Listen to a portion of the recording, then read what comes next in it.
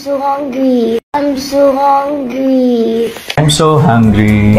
I'm so hungry. I want my chicken. I want my chicken. I'm so hungry. Gutom na siya nun. Hungry na yun. May isang scene kasi, basta late na natapos, tapos hindi kami makakain masyado kasi kailangan mag-prepare sa scene. Pero gutom na talaga kami. Yes. Pero naaamoy ko na yung chicken. Nandyan na eh. So it's like the torture. Pag si Tisoy, hindi siya nagiging hungry. Hindi nga siya kumakain eh.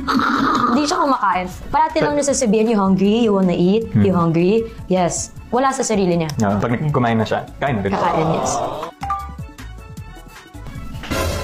No, kunwari, take a selfie. Usually with shades. May two faces si Kat. Parang, one. Tapos pangalawa. Face to that face. Yeah. And then? Okay, Mina. Si Tisoy, selfie, okay? Kasi mas mahaba arm siya, so usually siya yung magpipicture. Ikaw si Ka. Okay. 1, 2, 3, go. And then, 1, 2, 3, go.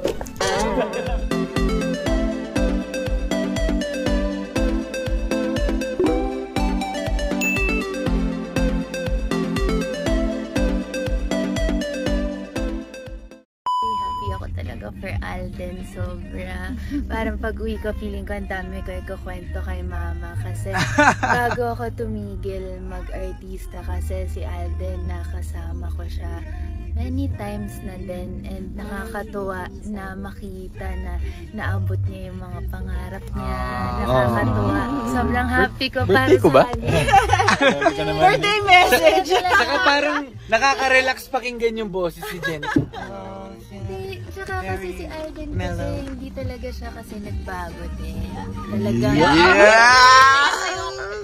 Kaya birthday. Thankful pa rin siya. At saka makikita mo rin yun sa mga taong kasama niya. Yung nakapaligid sa kanya, ito yung mga tao na nandyan para sa kanya. Mga assistant niya nung hindi pa siya Alden Richards. So, andyan pa rin sila Mama Ten. So, makikita mo na, di pa rin siya nagbago, nakakatuwa. So, syempre, pag meron tayong mga kaibigan na nag-i-improve yung buhay, naabot yung pangarap, syempre, masaya lang talaga tayo para sa kanila. Happy birthday!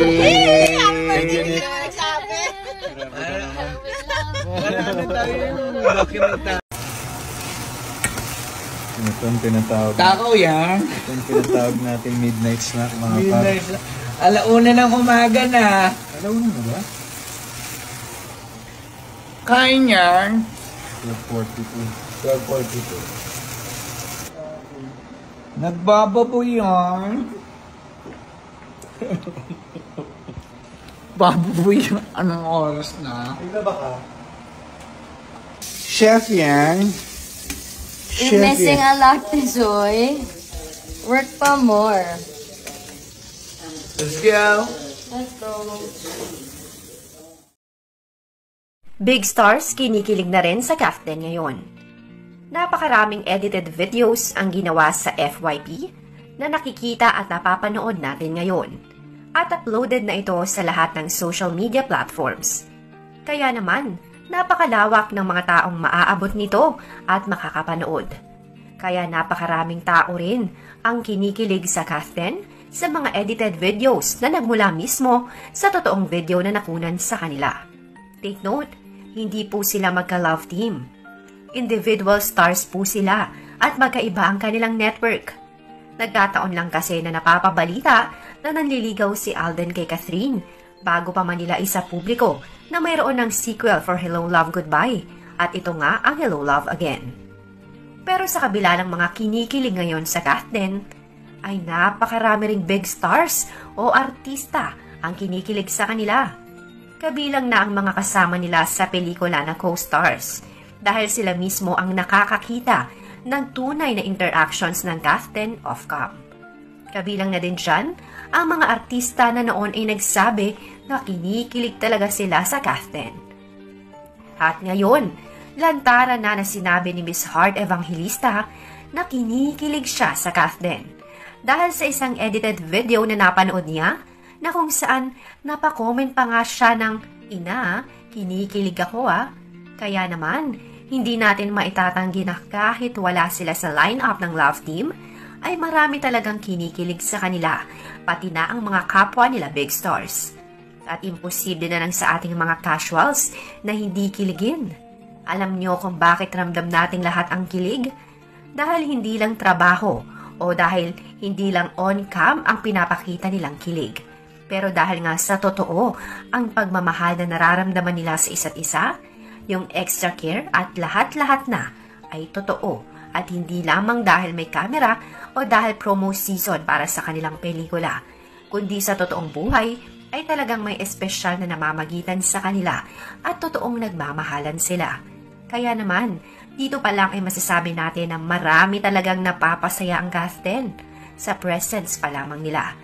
Bagamat hindi love team, sinasabi ng nakararami na magiging phenomenal love team raw sila.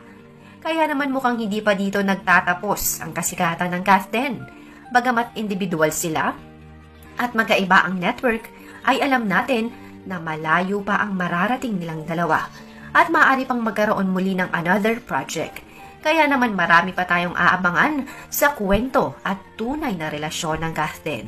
Sana lang, nandyan pa rin kayo hanggang sa dumating ang panahon na umamin na sila sa publiko kung ano talaga ang tunay na relasyon na meron sila. Kaya naman manatiling sumuporta, nakatutok at nakasubscribe sa channel na ito for more latest update at ayuda sa cast 10. Are you ready to fall in love again? Yes.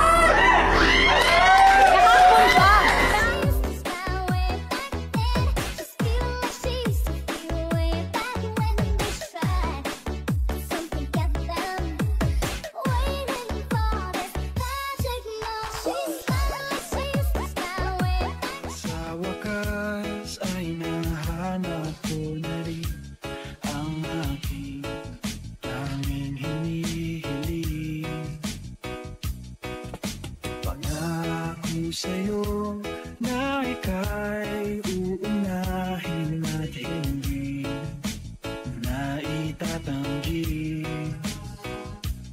ang tadhanang nahanap ko sa iyong pagmamahal, ang higit sa pag-ibig natin na magtatagal.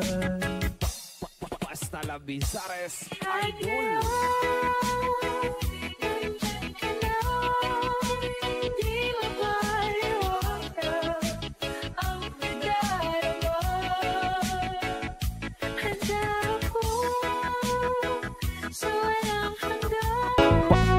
Basta la Bizares Idol. Sabi nila, walang araw darating ang iyong tanging hinihiling.